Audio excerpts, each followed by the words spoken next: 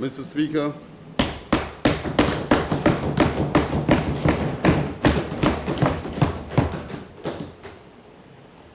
I want to thank you for this opportunity this morning to contribute to the 2025-26 estimates of expenditure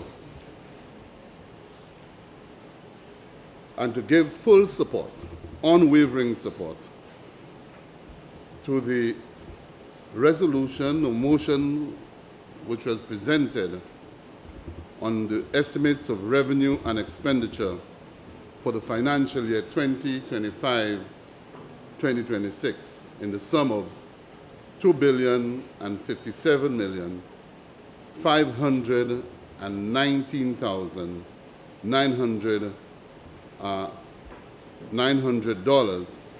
as a charge against the consolidated fund. Mr. Speaker, as I listened to the contributions made yesterday in response to what I believe was the most dynamic presentation by the Minister of Finance, a number of colleagues spoke of their own experiences when they sat on the opposite side. And I sat and reminisced and more or less thought over some of those experiences myself. And what at least one member indicated is very true. It's very true, Mr. Speaker. And the question of victimization was raised, and he was true to form. I recall, Mr. Speaker, when that administration got into office in 2016. There's a big hue and cry about individuals who were hired under the NICE program, whether as caregivers or as support for school administration and other areas. And the determination, Mr. Speaker, then was to get rid of those persons. Get rid of them. Of course, on hindsight, when I recall statements being made by those who thought that getting into government meant to run government as a business, then it appears that we invented Doge. We are the ones who invented it. And the Americans have followed. Because the intention was then, Mr. Speaker, to gut the government, purge it of all persons, because all were considered to be red. I cautioned at the time, and you know what the response will be, Mr. Speaker? The response will be, he sat there and said nothing.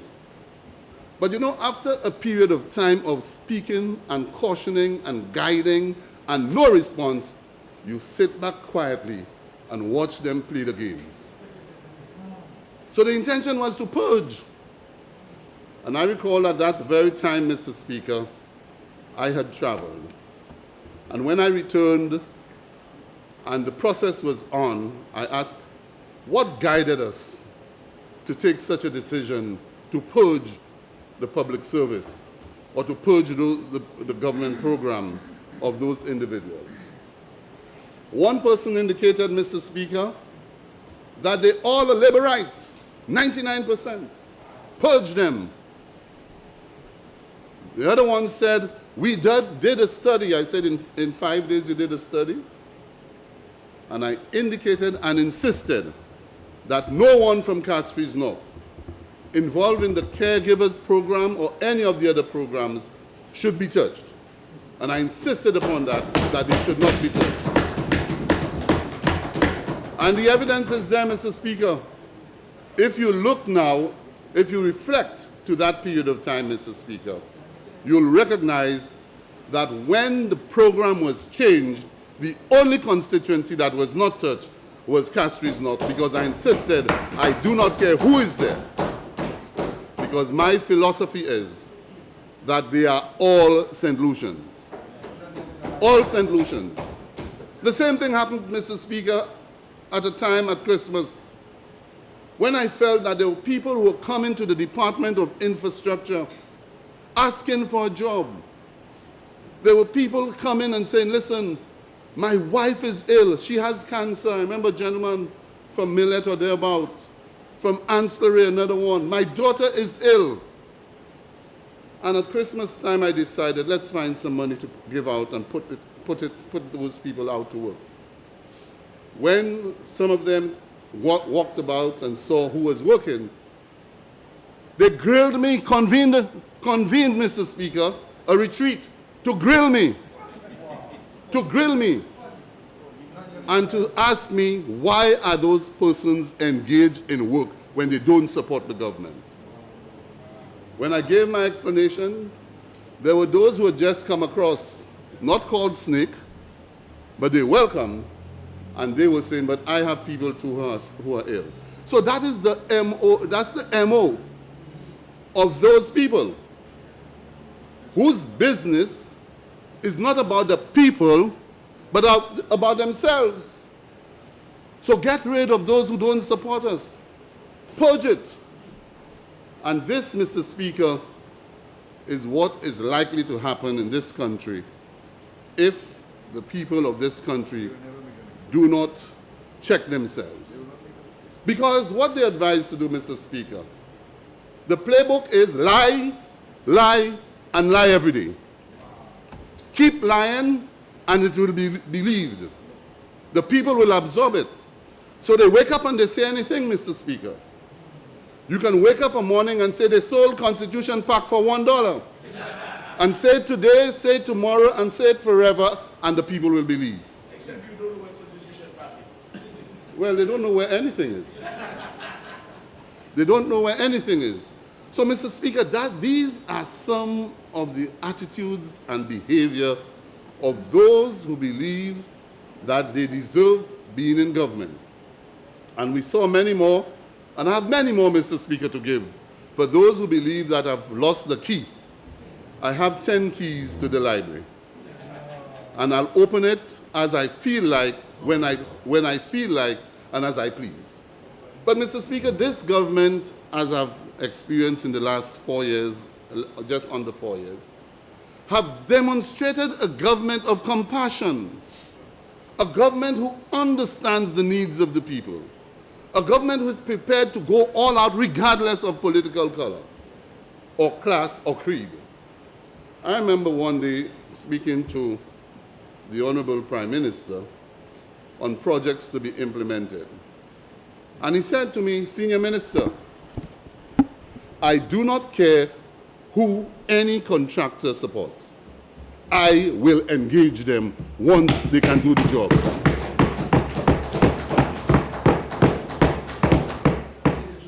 And that is the quality of a Prime Minister who cares about his country and his people. So when you hear them, Mr. Speaker, posturing, Mr. Speaker, they are simply what I call imposters. Imposters. The day after the election in 2016, Mr. Speaker, 2 days after election, a man who never planted a pigeon pea. You know pigeon peas, that's one of the fastest growing. I don't know if you know that. Minister for Poagol, of course. One of the fastest growing. You just put it in and it grows. As a little boy, 7, 8, 9 years of age, I planted those things around and got my peas. A man who never planted one pigeon pea in the ground wakes up the following morning and he has FAR 15. An imposter, Mr. Speaker. An imposter, that's what you call them. We as politicians must be sincere, Mr. Speaker. We must be sincere. We must be honest. FAR 15. Driving around like some clown. As a farmer, you haven't planted a pea, not one. You never put on a Wellington boots on. You don't know what it is. You have never handled a cutlass, Mr. Speaker.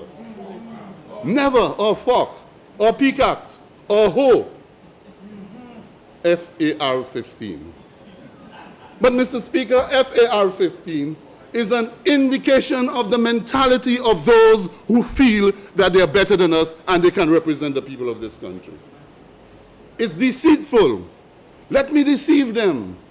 Let me show them what I believe I am and I'm not.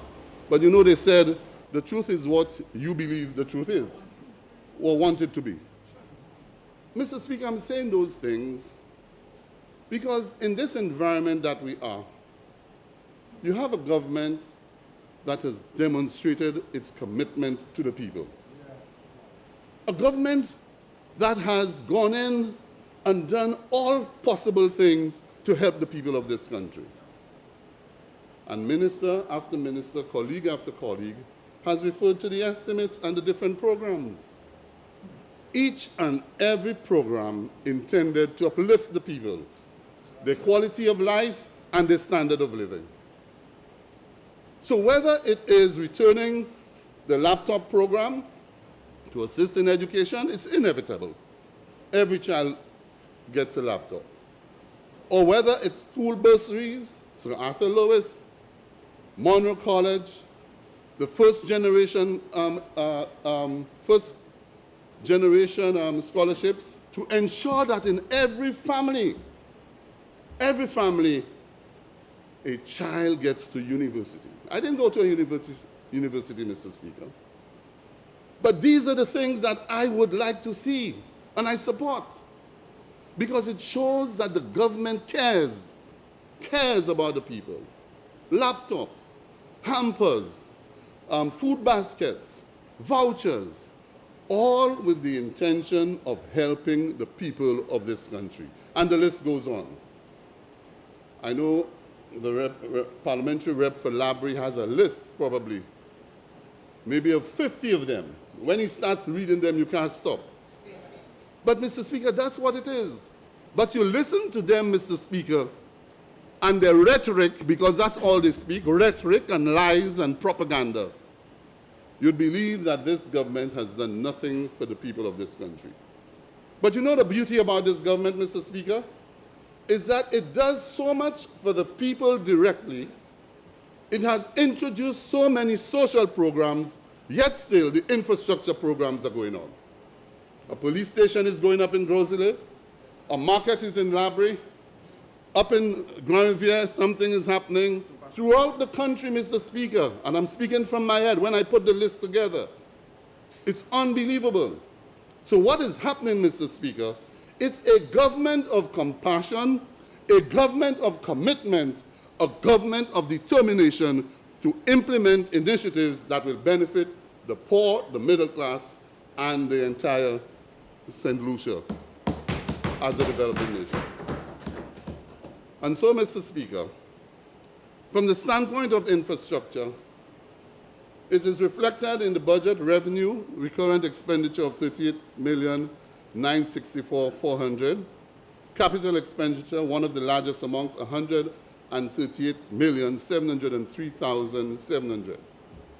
Now, you know, I laugh very often, Mr. Speaker, when they attempt to make it look as if the Minister for Infrastructure, as they call, is lazy.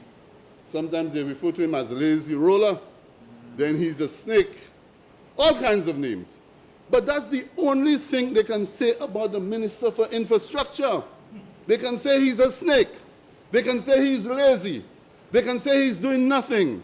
They are saying he's the worst Minister for Infrastructure. You know what they cannot say about me, Mr. Speaker?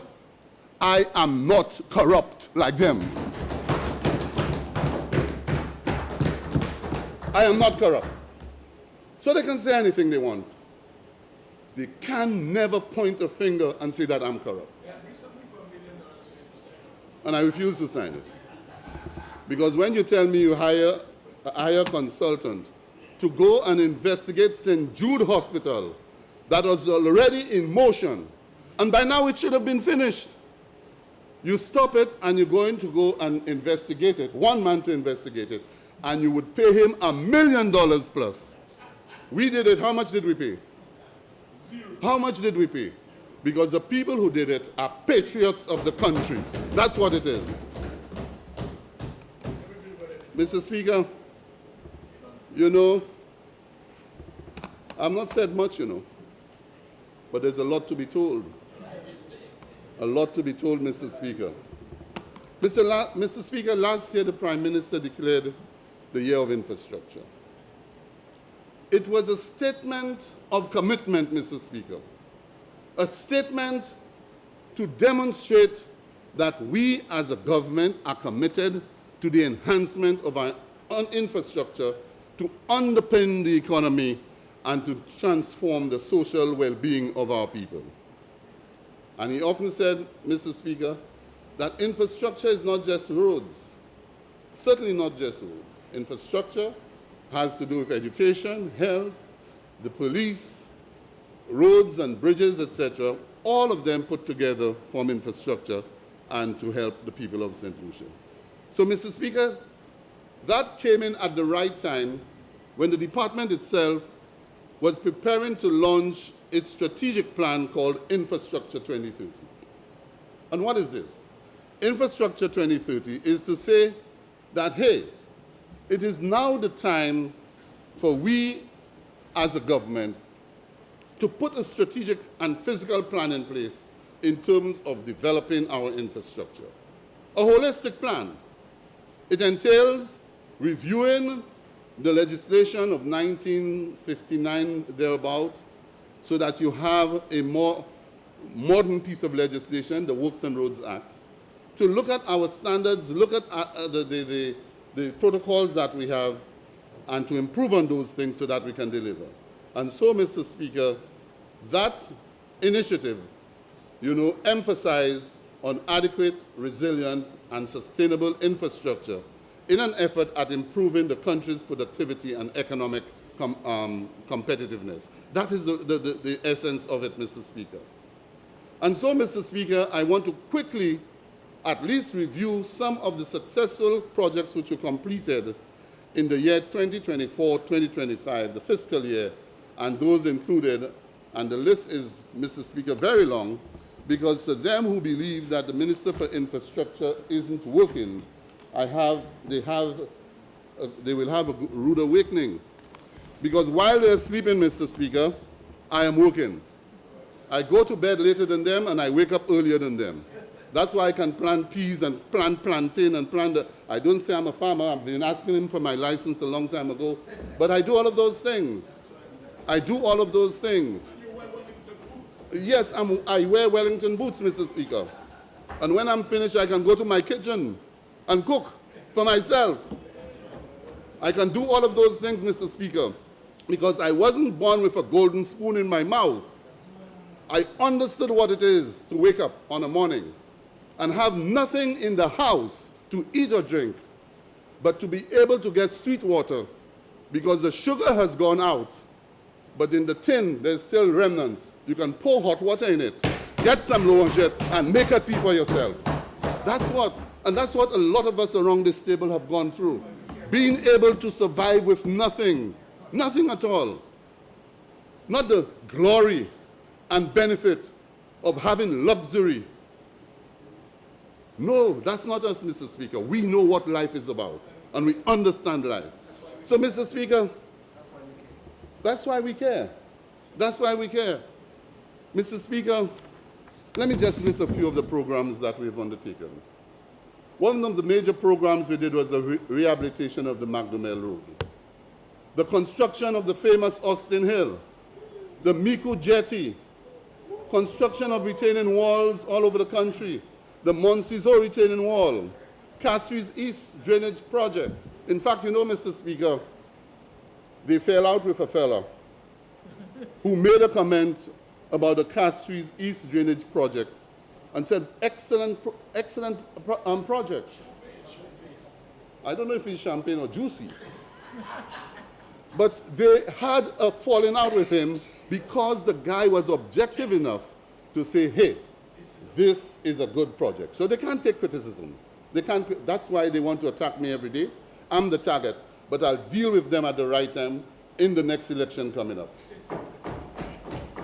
Mr. Speaker, roads at Cedar Heights, the National Roads Improvement Program, which we expanded. We have started the commencement of the Shock Bridge, the National Energy Policy, Mr. Speaker, which will be coming to Parliament soon, the island-wide consultation on the electricity bill, another heavy piece of legislation. The draft electricity bill has been finalized, Mr. Speaker, and is before the House coming.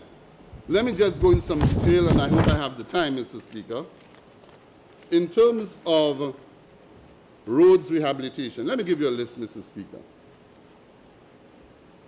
As soon as we got into office, Mr. Speaker, one of the first roads we did was the Bar St. Joseph Road, a road which was down for reconstruction under the program at the time, and they decided not to do it. Please don't do it. Bar St. Joseph and Marigot. And then we did Marsha and Rock Hall and all of those communities. But you see, Mr. Speaker, that is the vindictiveness of those people who believe, Mr. Speaker, that they are bound to be leading this country. It is their God-gifted right that they have inherited, and no one else must stand. And when you listen to them, when you come to the Parliament, Mr. Speaker, if they believe that what you're saying don't make sense to them, they want to give you a lecture like there's some kind of lecturer at Sir Arthur Lewis Community College. The same Sir Arthur Lewis Community College, Mr. Speaker, they wanted to shut down. Same Sir Arthur Lewis Community College, the intention was to stifle it, starve it, and shut it down because they had intentions of doing something else with foreigners. Mr. Speaker, I told you all I have a library, you know. So we look at the roads, Mr. Speaker. So we did Bar St. Joseph, we did Marigot, and recently we did about 3 or 4 roads in Marigot.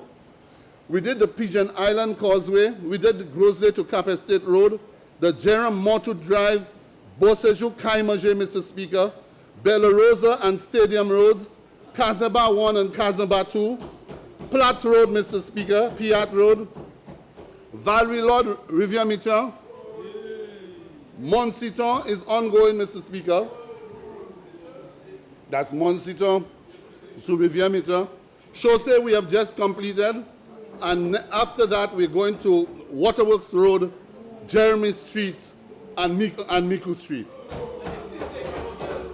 Mr. Speaker, as we speak, Mr. Speaker, we're working in Asu Canal. In Asu Canal. We have Asu Canal 1, Asu Canal 2, Asu Canal 3, Asu Canal 4. So you know, Mr. Speaker, there's a joke about a telephone call. There's a joke about a telephone call, someone calling an individual. And he says, as the phone rings, he said, don't call me once, don't call me twice, don't call me 3 times.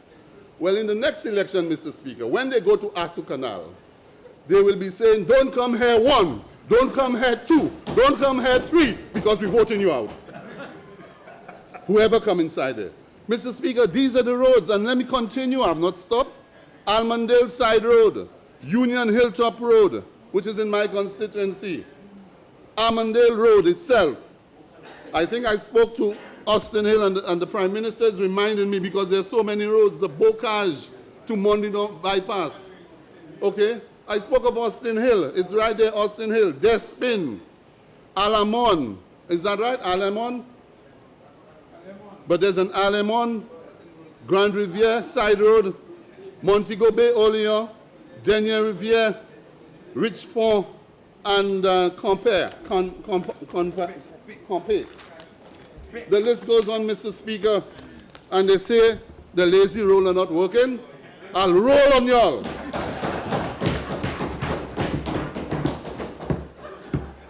Cardi, Mr. Speaker, in Dennery. Lapel in Dennery. Lapel in Dennery, Mr. Speaker. Fort Petit, Mr. Speaker. Lower Austin Hill, Cardi, and Larisu Stretch. But you know, Mr. Speaker, why they believe the roads are bad? Why, you know why they believe so? Because they don't travel on the roads. Huh? When they travel on those roads, they believe they're flying. We continue, Mr. Speaker. We continue, Mr. Speaker. We have the East Coast Road for reconstruction. We have Bois-Joli coming up. We have Bois-Joli to Montparnasse on the list.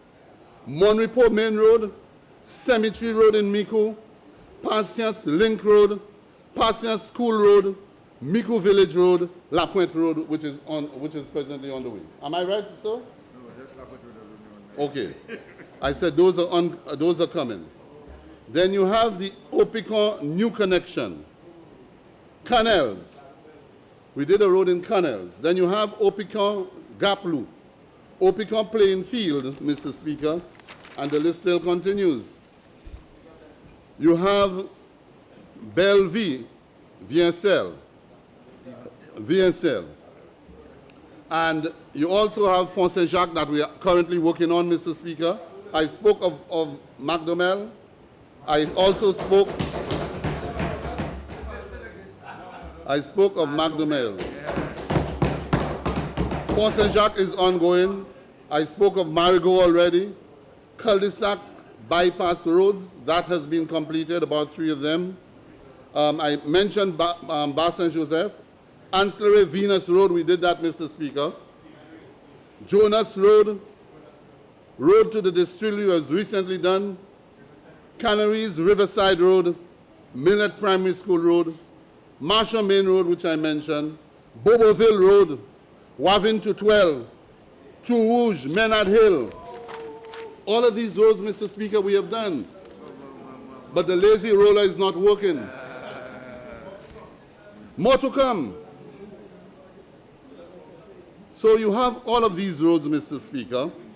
In my constituency, Castries North, VG Road, Bocage, which is the Bocage Mondino Road, Caribel Road, Cotton Lane and Carolee, Chase Gardens Court Road, Mondino Road is down for reconstruction, and then you have Oleander Avenue and Bocage Mountain Terrace.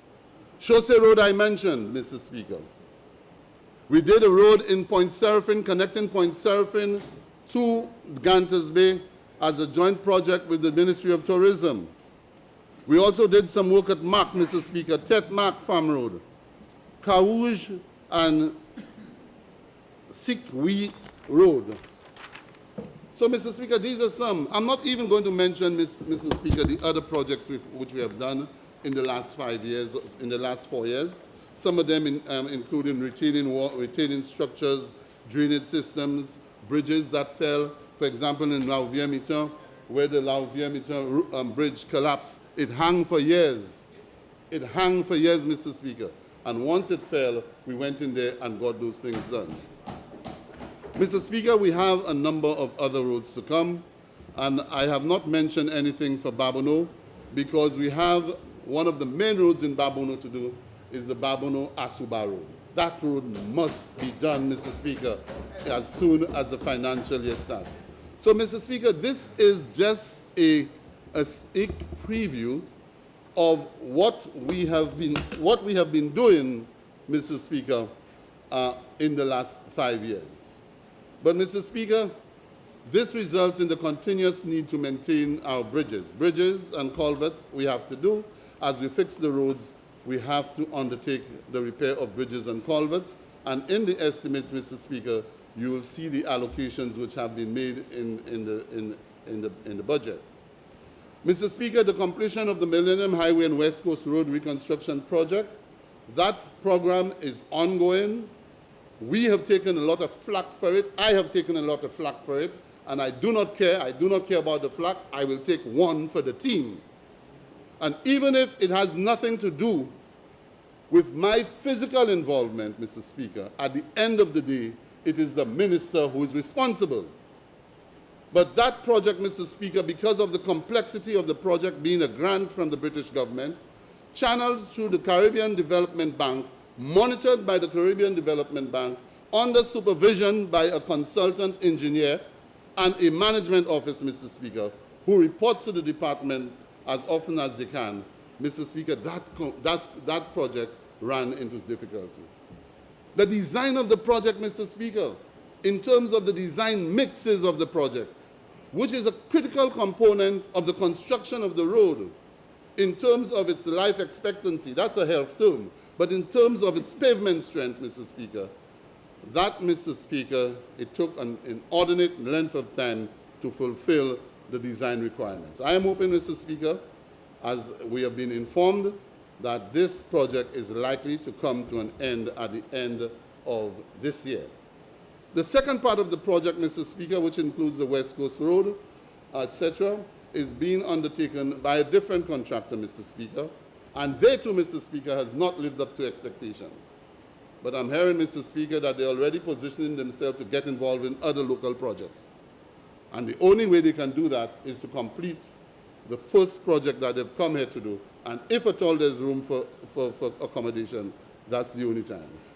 So the rehabilitation of this Sir Julian Hunt Highway, what we normally call Castries-Grosley Highway, Mr. Speaker. There's a new shock bridge to be built, and that bridge has already been ordered. It's a prefabricated bridge, and that will be put in place at shock. It is necessary, Mr. Speaker, because after a number of weather events, Mr. Speaker, that bridge has suffered its structural integrity. So, Mr. Speaker, we'll continue, Mr. Speaker, with that. It looks like I forgot one other road that we soon to undertake, and that is the St. Mary Road in Mico. I just realized it's there. We will do the first phase as soon as the resources are made available to us. The reconstruction and rehabilitation of roads island-wide, rehabilitation of bridges and culverts, renewable energy sector, Mr. Speaker, is another project of the department. I spoke of the Million Highway, Mr. Speaker, a cost of $30,277,102, and I indicated the structure of that project being channeled through the CDB. The $32 million, Mr. Speaker, is what has been expended already. The actual figure for that project is $43 million, plus whatever government's contribution is towards the management of the project. It comprises the 6.2 kilometers for the Millennium Highway and 24.6 kilometers on the West Coast Road. That bridge, Mr. Speaker, also entails the reconstruction of the ancillary bridge, the rehabilitation and construction of a number of culverts and retaining walls, drainage, etc. All of that, Mr. Speaker, is on the way and comprises lot number 1, which is the Millennium Highway, lot number 2A, 3A, and 3B, the West Coast Road upgrade, and of course the cul-de-sac to Ancillary Bridge and the Ancillary Bridge to Canaries, Canaries to Soufrière, etc. All of these are components of the actual work. Mr. Speaker, one component of work that we have always done, and I didn't see the need to recite all of the work that we did, slope stabilization. There is a serious problem of slope stabilization, Mr. Speaker. And many a times, Mr. Speaker, people complain or lodge complaints to the ministry to help them with retaining walls, etc. This year, Mr. Speaker, we've increased the allocation to $1.5 million, and I'm hoping that we'll be able to attend to many of those requests. There are some who we have made a commitment to, especially in the Corinth area along the river. Commitments have been made. We'll certainly do that. We have Rivière-Mitin, Gara, Cabbage, Fairway, Union, Tornes, Tomazo, Oleon, Talou, Basile, Monrepool, Labrie, Saltibus and Bellevue, Font-Saint-Jacques, Tête Chimère, Riverside Road, Vanna, Badini. We have done Riverside Road already. Montfortune, Bois-Caché, York Hill, Belmar Lane, Goodlands, and we're about to finish in the retaining structure, Mr. Speaker, in Etangs in Soufrière, where that wall went down some time ago. Reconstruction and rehabilitation of roads, Mr. Speaker, an allocation of $4 million, Mr. Speaker, and the main objective of this initiative is to significantly improve the quality of the road network throughout the country where we are not reconstructing. That is very important, Mr. Speaker, because as we reconstruct roads, roads continue to deteriorate, and hopefully later I'll be able to explain to you what we intend to do to help enhance that situation. And I'll say it now. The problem is we are not inspecting the conditions of our roads effectively. We do not have an inspectorate. What we do have is a response unit, I call it, who responds to complaints made to the department.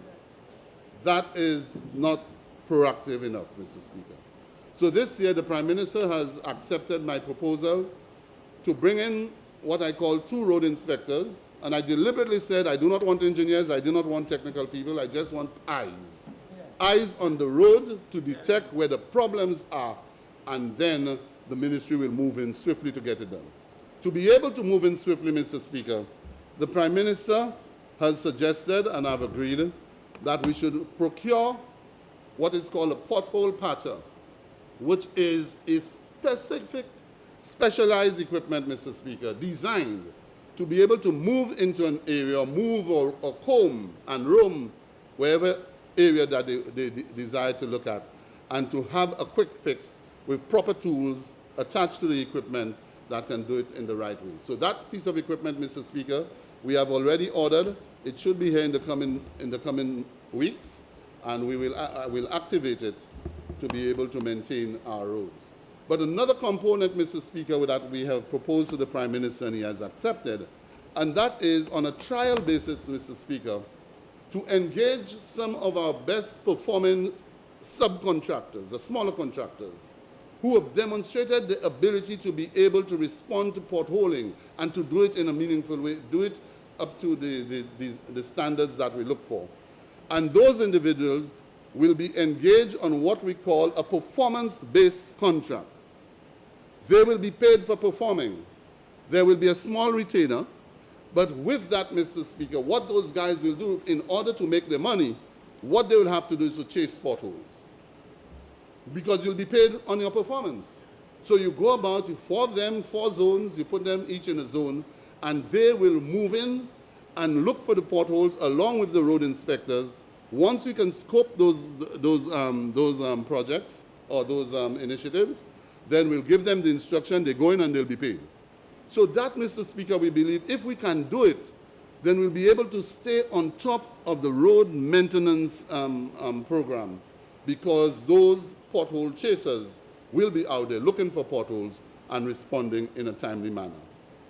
Mr. Speaker, we spoke of rivers and watercourse maintenance, and that is really a mix of things. It's about desilting, it's about maintaining river walls and river banks, it's about ensuring that while we go into the rivers and desilt, that we do not interfere with the ecosystem of the environment, that we preserve riverbanks, we ensure that we allow water to flow, but do not interfere with the hydraulics of those rivers.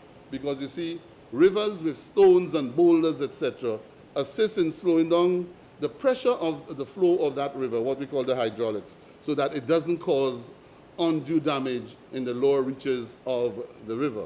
So for us, the silting must be concentrated mainly at the river mouth, and then along the river course, other methods should be used. Many years ago, in the olden days, there was a unit within the Ministry of Health called the PHEU, Public Health Unit.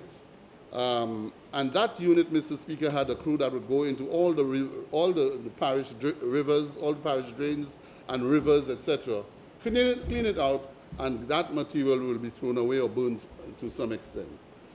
I move on quickly, Mr. Speaker. I spoke of the shock bridge. The bridge will cost us $8.2 million, and it is already in train and should be here not too long from, well, in time for the balance of the reconstruction of the road. I will not speak too much, Mr. Speaker, on the Castries-Grosley Highway, Julian Arendt Highway, but that is an active pursuit, and from all indications at recent meetings, it appears that very soon we will get the approvals to the finances now that we are meeting all of the requirements so that we can start this road, Mr. Speaker.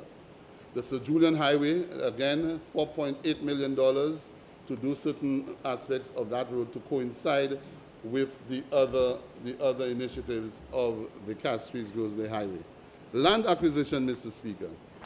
I must indicate, Mr. Speaker, that this year we have done a tremendous effort in paying land acquisition, because for decades, Governments have acquired land, and the landowners from whom they've acquired are languishing. Some die in the process, don't get the benefit of receiving the resources. And we have decided we need to make a more concerted effort to resolve those situations. So there are two things. One, we have decided that when land is acquired for a particular project, that land, the cost of the land should be factored into the project cost. So if it's the Ministry of Sports, factor it into your project cost. Do not leave it for the Ministry of Physical Development to do. Factor it there. Roads, the Ministry of Infrastructure will deal with it. That's one. The other one is, Mr. Speaker, that we go and we attempt to clear off the debt. And in this period which we are speaking of, Mr. Speaker, in the period 2021-22, an amount of $2.8 million was paid. In the period 22-23, $3.2 million paid. In the period 23-24, $4 million paid. And in this period so far, $7.5 million paid. So it has incrementally increased from 2 million to 3 to 4 to 7. And I must indicate that it demonstrates the Prime Minister's commitment in that regard. And so, Mr. Speaker, let me move on to secondary roads. And that is, as we improve the Catskills-Grosley Highway and other roads, we're looking to see how we can open up certain arteries. So one artery we must open up and make wider, more comfortable and safe is the Vieux-Sikri-Norbert into Corinth Road, which is a good bypass, one that would link you away from the Catskills-Grosley Highway, but connect you with other roads, whether you're going to Asu Canal, or you're going to Grand Riviere, you're going to Union, and from there you can go to any part of the country, including heading south. So that road is under consideration. We have already done the designs. We have already gone on ground and done the surveys and ready to do the necessary acquisitions so that we can proceed with that particular road. I spoke of Bacatel and what is going on there so far, $2.3 million, and the work that is going on there. Fantastic work, Mr. Speaker. The paving will commence once the contractor is completed with the drains. The pavement contractor will come in. That is going to public tender, and we're hoping that we'll be able to get an excellent piece of road, which will encourage people to use it as another bypass over the Mon, or bypassing the Mon into the valley. Rehabilitation of the St. Mary Road, I spoke to that one already. I indicated the $8 million for RIM. Road safety, Mr. Speaker, there's a component here for $207,000. Beg your pardon? 1.2 million. That's for the first phase. I've spoken about the road safety program, Mr. Speaker, $207,000, which is intended to sensitize people and to put in place measures that will forgive motorists who run off the road. So you notice, Mr. Speaker, an increase in the installation of guardrails. We are now also going into reflectors to put on those guardrails, so at least you can see it. We're looking at the Catskills-Grosley Highway, Julian Arhunt Highway, to put in the necessary reflectors on the medians, so that particularly older citizens can see properly at night, and also to install more durable delineators, so that as you drive, you can see the division on the roads, in the middle and the sides, so you don't run off the road. All of those, Mr. Speaker, will be done under the road safety program and road furniture for the various roads. We have a... Member for Catskills North, you have 15 minutes left. 15, Mr. Speaker? Yeah. Thank you very much. We also have, and the member just reminded me that there's a commitment made to do the Vollet Road. We have done all of the preliminary work, and it's a very short piece of road, Mr. Speaker, from the Vollet Bridge leading into the entrance of Miku as an alternative, just in case you have a situation where they cannot use the... Mr. Speaker, we also have a program. We also have in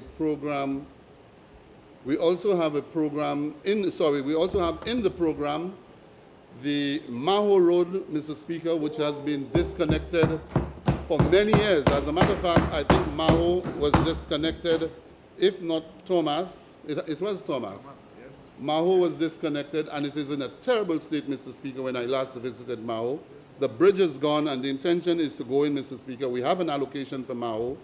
The first phase will be $500,000 in terms of clearing and preparing, and then to put a bridge on it. And I have proposed that we put a Bailey bridge, since we have those bridges in stock, that we can simply put it down and re-energize or reactivate that farm road in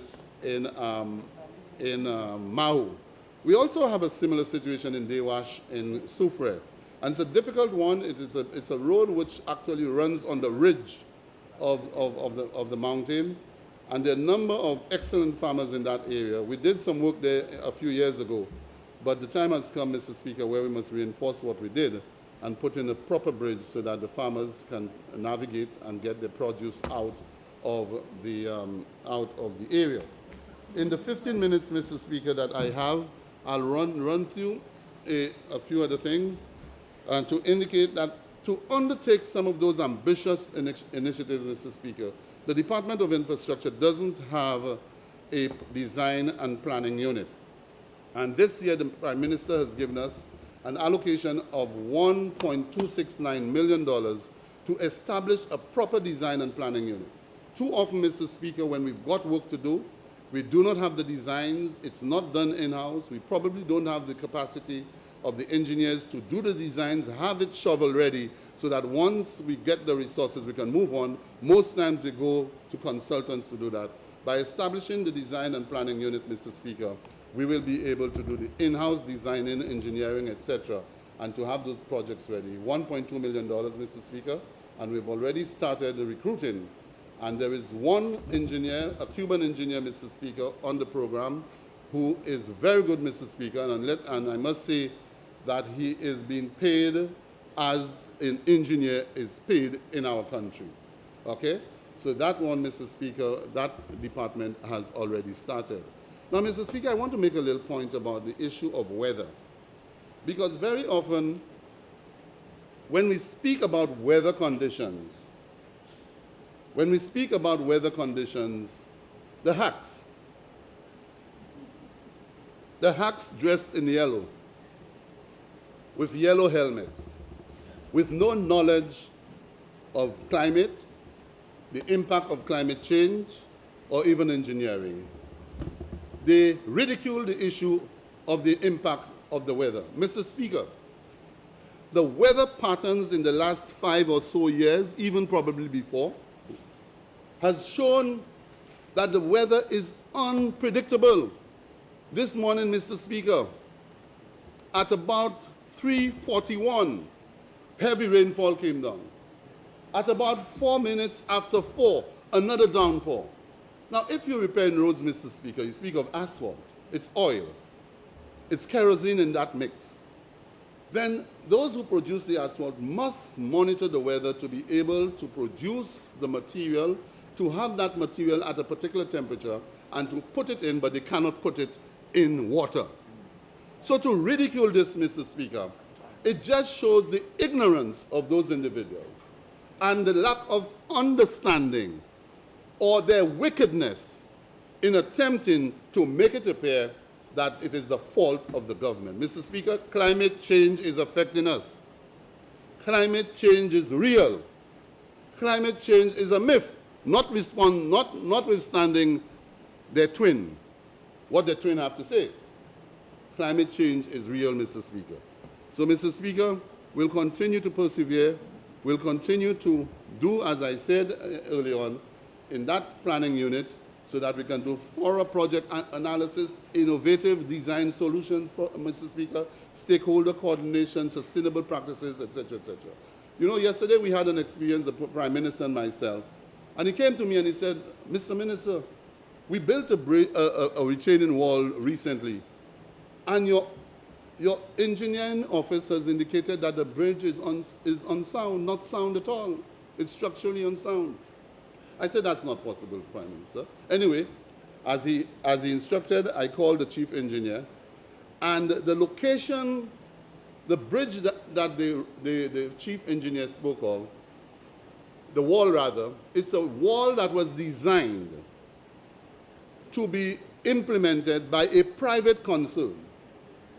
And what the private concern did, rather than to go ahead with the design that was given by the private engineer, the private concern contacted the Department of Infrastructure, the Chief Engineer's office, and said, can you give me an opinion on that design? And after they put it through the rigors and looked at it, they indicated that the design was poor. It needs improving. And these are some of the services we want to provide to the general public through our laboratory services. One of the things that people are doing, a young man called me last week from the Marshall community, building his house, a young couple building his house, and halfway up the house collapsed completely. He took a loan, Mr. Speaker, over $200,000, a young couple, and he loses his house because the engineering was poor. The Department of Infrastructure is there to provide those services through the laboratory unit to test your material. Whether it's a block you want to see, is that block a strong block? Or the mixes that you use, or the mixes that you provide, they will do that, Mr. Speaker, to ensure that our people are safe. And so these are some of the services we provide. Mr. Speaker, maintenance of government buildings. This is another issue, Mr. Speaker, we've got to get on top. The minister, my colleague to my right, just indicated to me this morning that her department is moving out of the premises because of mold. Almost every government department, Mr. Speaker, almost everyone do encounter mold. And the mold remediators come in, they do their thing, they assess it, and they say they clean it. 6 months later, they've got to return. Mr. Speaker, we've got to find a way of dealing with this matter. I know it's a worldwide issue, but we as a small nation must put the mechanism in place to deal with it. We have $2.8 million, Mr. Speaker, not for mold remediation, but $2.8 million to deal with, Mr. Speaker, repairs to government buildings. And I must tell you, Mr. Speaker, we do have an allocation for the Parliament building because the Parliament building needs some attention. I did a walk through the Parliament building 2 weeks ago, Mr. Speaker, and I must say that we need to do something about our Parliament. We cannot afford to continue to be here and not maintain our Parliament. There's a guy who wanted to knock it down. There's a guy who wanted to knock it down. And for no reason at all. But this building, Mr. Speaker, has history in it. It has significance. It has prominence, and we must preserve it and protect it. The only guy who spoke. So, Mr. Speaker, these are some of the things. We have human resource centers in certain locations to deal with. The Meku Post Office, so we're doing a lot for Meku, Mr. Speaker.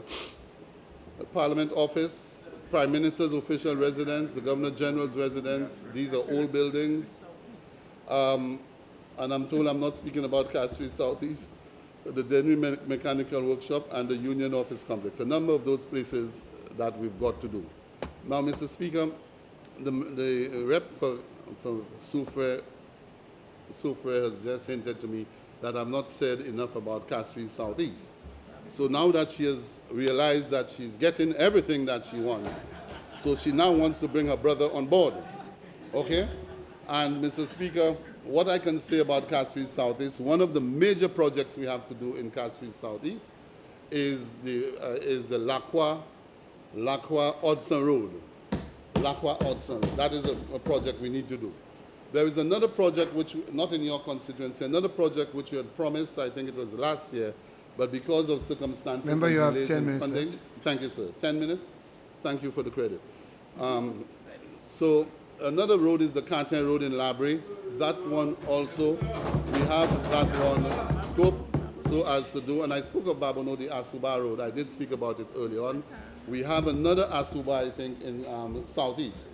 Southeast, there's another Asuba, am I right? Yes, so that one also we have there. So, Mr. Speaker, it's quite an extensive program that we have. And let me note, while I would like to go through everything, you know, to deal with them, I need to move on. And some of what I have here, Mr. Speaker, I will deal with some of those at the policy level, the Disaster Vulnerability, Resilience, and Recovery Program. Those are important programs, Mr. Speaker.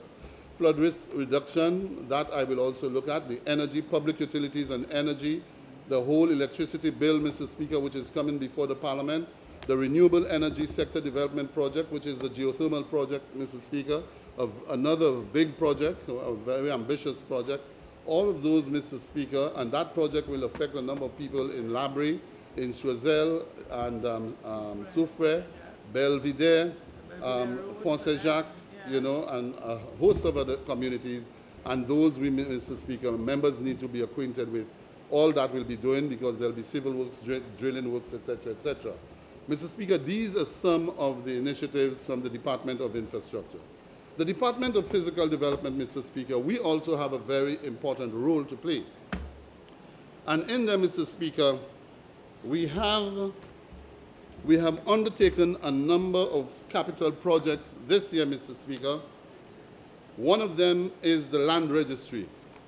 And for individuals who are utilizing the land registry, I'm sure they will tell you that the land registry is a lot more efficient, and the Department of the Public Service has done some work to ease off the strain and the comfort within that department.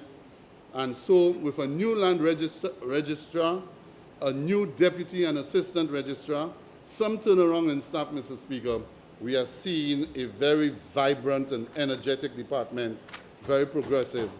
And what has happened, Mr. Speaker, is that that department has already, through the new land registrar, secured a grant to assist us in digitizing, together with the Department of the Public Service, digitizing the land registry and to be able to make it more efficient. What this will do, Mr. Speaker, this will give a more efficient service to the general public, but most of all, we will be sitting on a gold mine of information that people would now have to subscribe from overseas, particularly investors, would have to subscribe if at all they want to use the services of being access information on that, platform, but protecting individuals from being encroached on, their privacy being encroached on. Mr. Speaker, we also have the new famous landmark to be the Labrie Square and Market Rehabilitation Project. Mr. Speaker, I must indicate that this project was one of the best implemented projects on the island. A good contractor, on time, competent, quality work, delivering on time, Mr. Speaker. That market is more or less complete, although there was it started a little slow in the beginning, waiting on a number of logistics, but it's almost complete, Mr. Speaker. I think it's 99.96% complete. I'm right, 99.6% complete. Just a few areas to deal with in terms of renderings, painting, and the initiation of windows. One of the problems they had was the windows which were ordered were not the right size from overseas. But that market is complete. And I've been told this morning, not by the parliamentary representative, but by my officials, there's likely to be a grand opening on the 6th of April, if the Prime Minister approves. And I'm told that the Royal Police Band will be there and marching drumettes, drum majors, etc., Mr. Speaker. So hopefully the 6th we will do this one. The other project, Mr. Speaker, is the long-awaited custody suites. There's a time when an individual decided he's breaking down the custody suites. And he wasn't the one who instructed. I didn't say it. So, Mr. Speaker, we have gone ahead and we launched the project about a year or two ago, and the project has reached a stage of readiness. We are at the stage of 99% complete, 99%. And hopefully, once that is done, the project looks good, the quality of work is good, it's acceptable, all tests were passed, and so, Mr. Speaker, we are now ready to present to the people of St. Lucia a place to keep in custody individuals who have to be there without jamming or without clogging the various police stations in and around Castries. Those police stations will be relieved of any clogging. And finally, Mr. Speaker, and I'll do it very quickly because it's 5 minutes, not that I want to just mention a few things. We are on the verge now, Mr. Speaker, with the support of the Prime Minister and the Deputy PM, who has always been pushing me to let's try and get this thing done. So finally, Mr. Speaker, we were able to get a new children's playground for the Carolee Park, the recreational park. So that has been installed. It took a while to be installed because the producers of the playground insisted that they must install it because of, I don't know, maybe the complexity. We spent over $300,000 on that playground, Mr. Speaker. There are 2 more playgrounds to go, Mr. Speaker. One in Bize and the other one in Leclerc, and possibly a third in Amandine. So we are looking at those 3 areas to put in the thing. The completion of the project, Mr. Speaker, will entail now the surface. To redo the surface, we have found out after we have got the soil engineers to get in there, we have realized the surface doesn't hold or the water doesn't permeate properly. So they will look at the surface. It's a clay soil. So we look at the surface, put in subterranean drains, French drains, and other works to be done on the surface, grass it, complete the gazebos, and of course put in the walkways on that in there.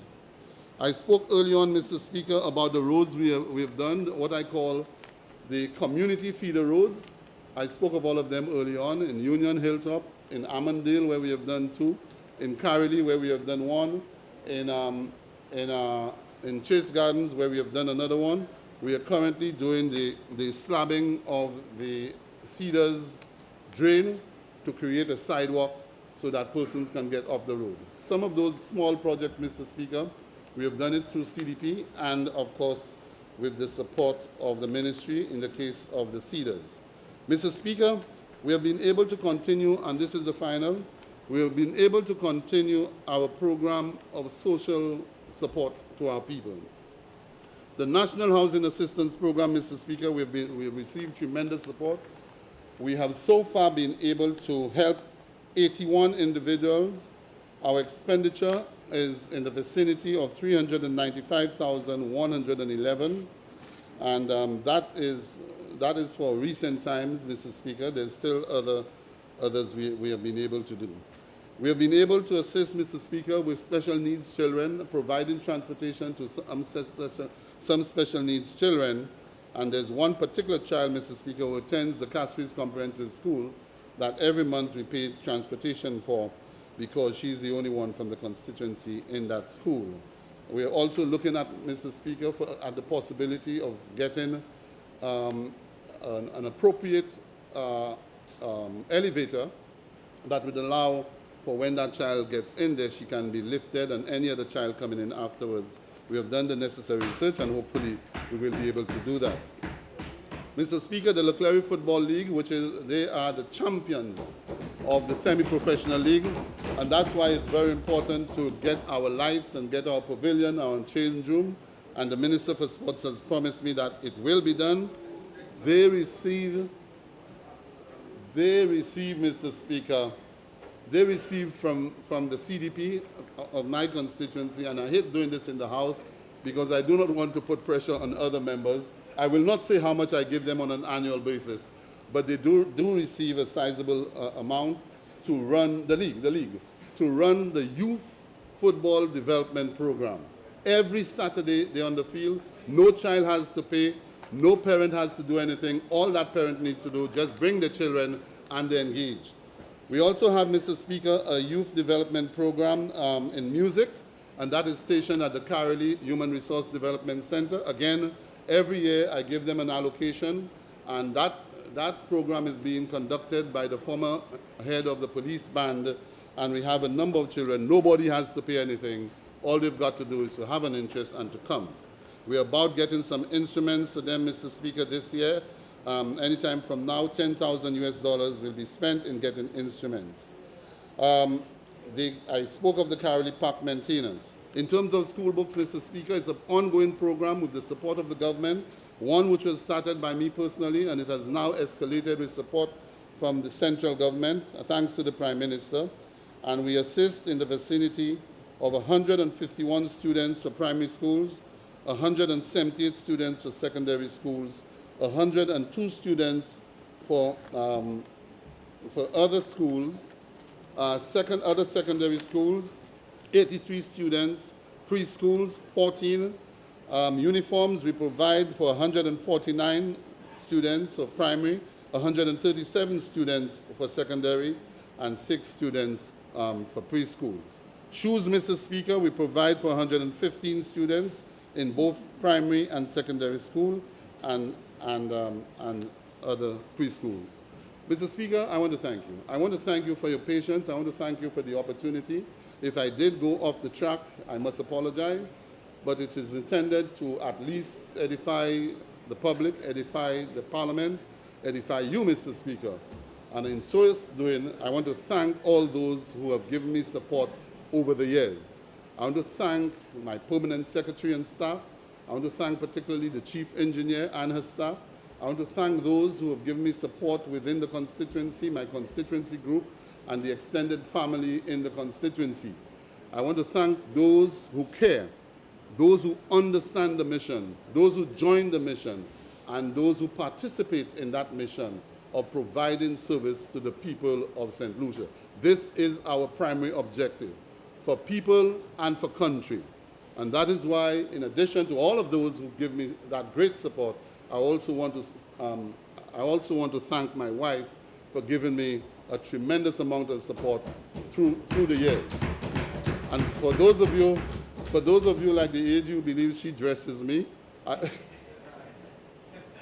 but you know, Mr. Speaker, you need that support. You need that support. It is important, and that's what gives you the energy, because when you are in public life, particularly in the nature of the political life that we are in, we have to be mindful of the vicious people on the outside. I thank you, Mr. Speaker, and I support this bill.